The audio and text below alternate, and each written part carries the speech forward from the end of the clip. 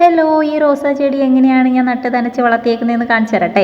ഇതേപോലെ ഉള്ള ഒരു കവർ എടുക്കുക, കട്ട് ചെയ്യുക, ഇതേപോലെ ഒന്നാക്കി കൊടുത്തിട്ട് നമുക്ക് കുട്ടി കുട്ടി ഫ്ലവേഴ്സ് ചെയ്തെടുക്കണം കേട്ടോ. ഇത് നമ്മുടെ കീസാണ്, കവറുണ്ടല്ലോ, പ്ലാസ്റ്റിക് കവർ.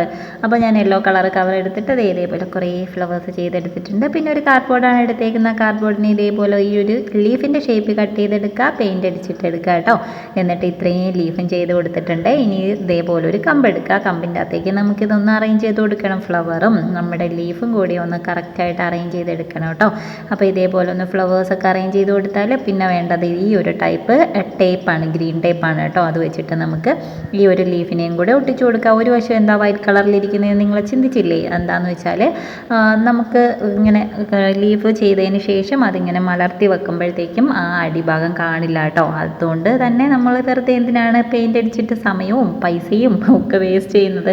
അപ്പോൾ എങ്ങനെയുണ്ട് എൻ്റെ റോസാ ചെടി? ഇഷ്ടപ്പെട്ടാലൊന്ന് ലൈക്ക് ചെയ്യാൻ മറക്കരുത്.